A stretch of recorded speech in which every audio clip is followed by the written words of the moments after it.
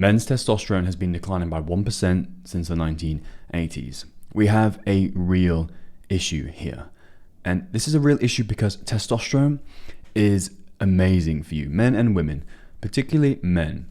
If we are low in testosterone, you might have issues with low libido, drive, motivation, mood, anxiety, sleep. The list goes on and on. And so you owe it to yourself to discover and find out for sure how to improve it. In this video, I'm going to show you how I effectively doubled my testosterone. And by the end of it, I'm going to show you how we do that using 4 simple steps. And this is incredibly important because testosterone is not just a hormone that typically people think makes you just aggressive. Testosterone makes effort feel good. You're going to work harder. You're going to be able to excel in your work, in your business. Now you can attempt to boost your testosterone through commonly supplements. Some guys like to go on TRT.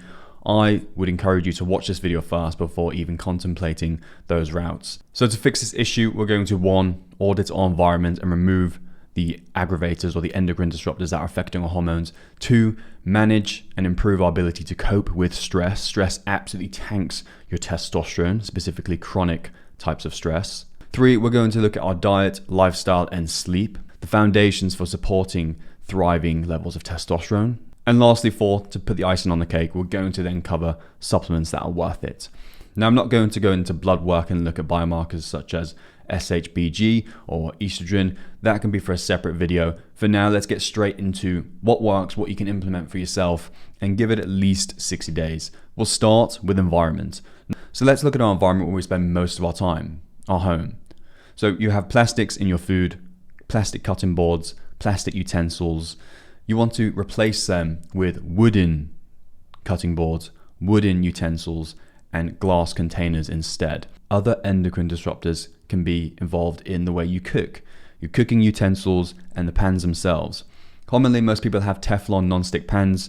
They contain forever chemicals. There's not a whole lot of research on this, but we know these probably aren't healthy for us. They remain in the body, and the body struggles to remove them. So cook with stainless steel / or cast iron pans. Now, when you're sleeping, you first need to ensure that you're not sleeping on any toxic materials such as polyester, and you want to use things like organic cotton. That includes your duvet, your bed sheets, your pillowcase, everything. You want it to be cotton. That's number 1. It's going to help with your testosterone, but also with the breathability and improve your sleep quality, which again will have a linked effect to testosterone. Now, I mentioned polyester there. It also goes for your clothing. Of course, right now, I'm a bit of a hypocrite. It probably contains polyester, it's stretchy. However, we try to minimize it and always use cotton or linen. So I'm not obviously training all the time.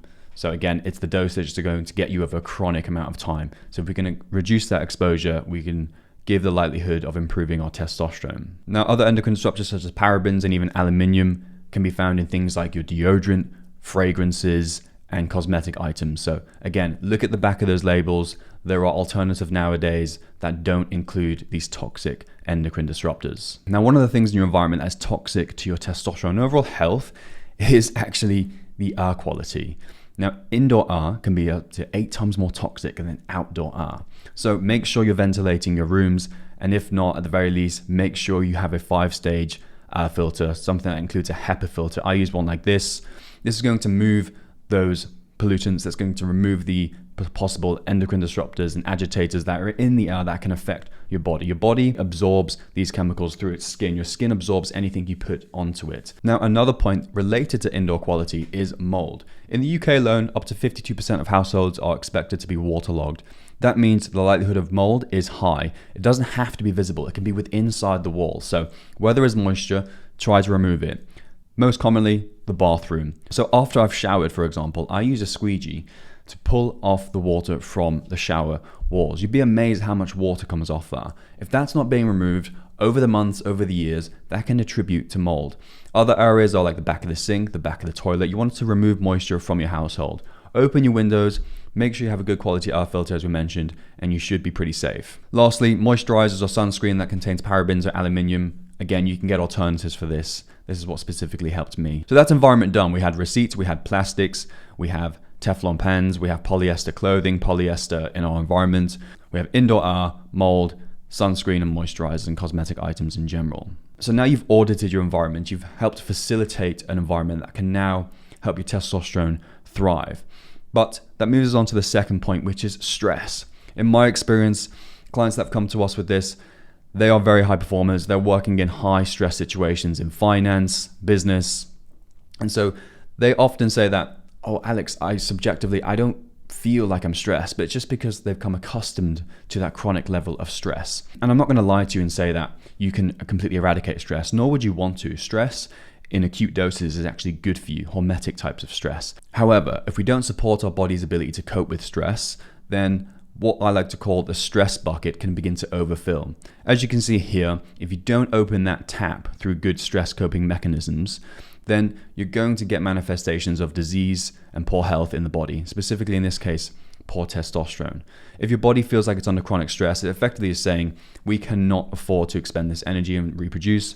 We need to remove these chronic stresses. Some of the main chronic stresses include uncertainty, arguments, cold plunges, which again has grown a lot of popularity on social media. But if you're someone who's in a chronic stress state, like frankly, a lot of people unknowingly are, the last thing you want to do is going to put your body into a sympathetic state. And instead, we want to spend more time in the parasympathetic state, which is what we want to focus on if we're trying to improve our body's ability to cope with stress. That means specifically using things like breath work, meditation, long walks in nature can be incredibly healing. And that's something I do on a Sunday, non-negotiable. I spend a good amount of time in nature. I'm off my phone. I'm away from those toxic chemicals. And it's proved immensely helpful in not just my testosterone, but my overall health. Now, when it comes to breath work, this is the key action item I give for people struggling with testosterone because it's such an easy, visceral experience that you feel immediately after doing it. Belly breathing, box breathing, any type of breathing that includes an exhale that's longer than the inhale is going to help you get into a parasympathetic state, what we call a rest and digest state. This is when our body can recover from stress. I'll leave a link in the description below for some of the breath work guides that I like to use. They're incredibly helpful. Try it. Now, side note, a good metric we can use to measure our ability to cope with stress is our HRV, our heart rate variability. That just basically means the time between each heartbeat. And generally speaking, the higher our HRV relevant to our baseline is what we want to achieve. Everybody's different, but if you include things like steady state cardio, if you include things like breath work, meditation, time away from work, resting, that can improve our HRV, and we know we're in a good place to cope with stress if our HRV is relatively high to our baseline. You can also do other things with stress, something called vagus nerve stimulation. You can get devices for these that effectively sends a small little electrical shock down the side of your neck where a bundle of your vagus nerve is situated here. You can also do things like humming, again, breath work. I just like to use breath work predominantly, but you can also use these devices if you're very, very busy. Things like getting outside in sunlight, spending time in nature, grounding has been shown to even help with this as well. So a few things that you can compound to better combat your stress is daily walks. This needs to be non-negotiable outside in nature. Just 20 to 30 minutes per day will do the trick.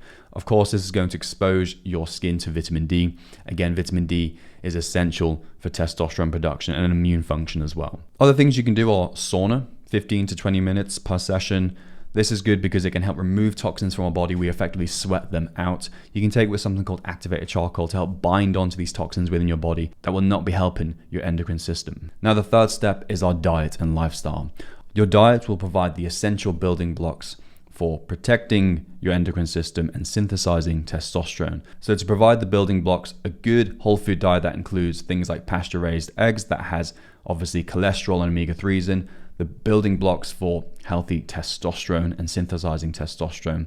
You also have things like your zinc, your magnesium, your iron, your copper, so your red meat, wild salmon, sardines, that's going to also include vitamin D in there. And also things like medulla dates, they include boron. Boron is also found in avocado, so I'm having those dailies. I suggest you do the same. That right there is going to give you a good level of foundational nutrients to help support your body when it comes to testosterone production. Some other interesting foods, things like garlic and ginger. Garlic contains something called allicin that's been known to reduce cortisol levels. Again, cortisol has an inverse relationship with testosterone. The lower our cortisol, the higher our testosterone. Consuming ginger on a regular basis has some preliminary evidence that it may help with the production of testosterone, although the mechanism is not fully understood. Now, foods to avoid. You know these foods. You want to avoid the omega-6s. You want to avoid the junk food. It's as simple as that. Any packaged food with several ingredients, generally try and stay away. And alcohol is a big, big no-no. It's just not worth it when it comes to the production of testosterone because it's not just a drink.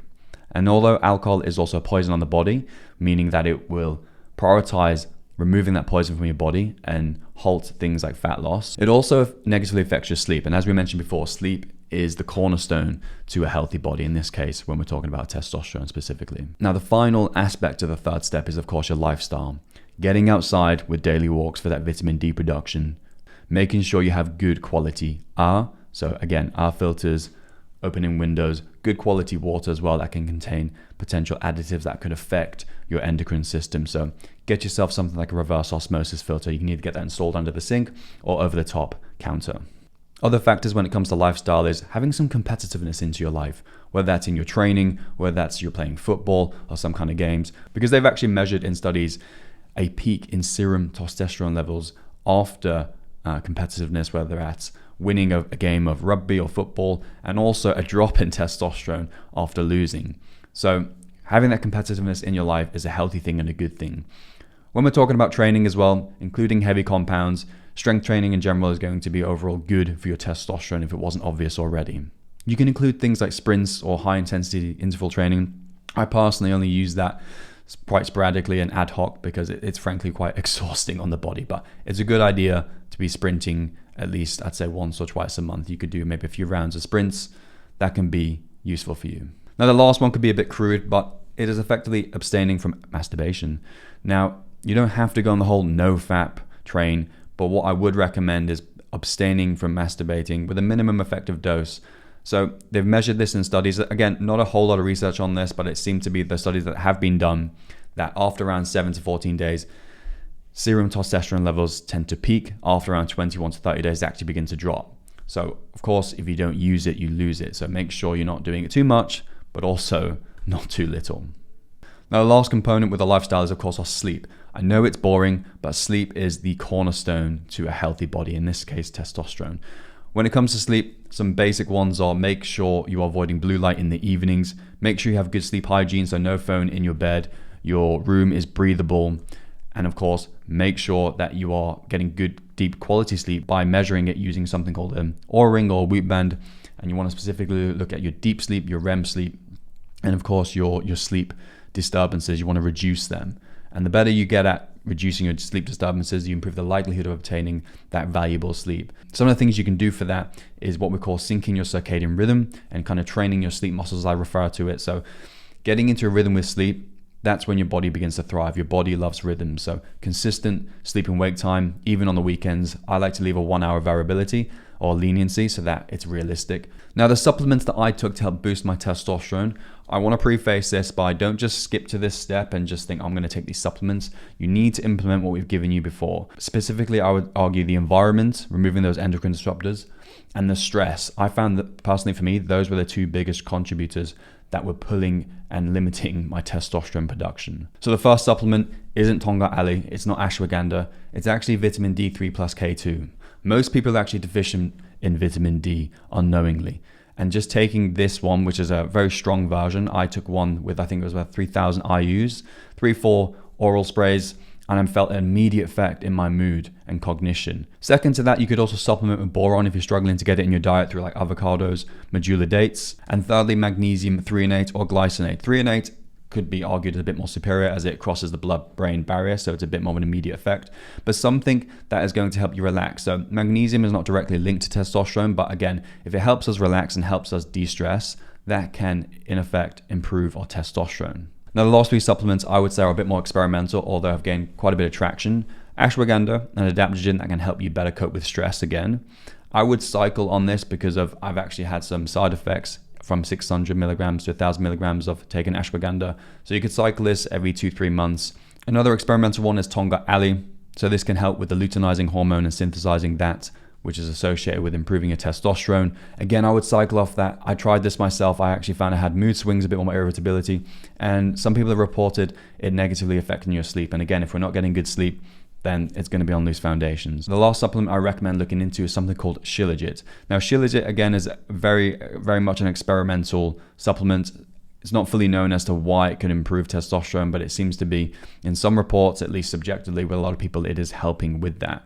I would recommend the first 3 supplements, so your vitamin D3 plus K2, a type of magnesium, and consider boron as well. Now, how will you know any of this has worked? We could go on subjective experience, but I recommend doing what I did. I took a blood test, this was about 2 years ago now, and my testosterone was low. My vitamin D was low, interestingly, as well. So what I did was I put in this protocol for about 60 days, and then I ran another blood test. So what you can do to implement all this, take a blood test, look at your hormone profile, then run this protocol for at least 60 days, preferably even 90 days. The longer, the better. Then take another blood test. If you guys want to see a video on looking at your blood test and the biomarkers relevant to your testosterone, how to improve that, let me know in the comments below, and I'll see you in the next one.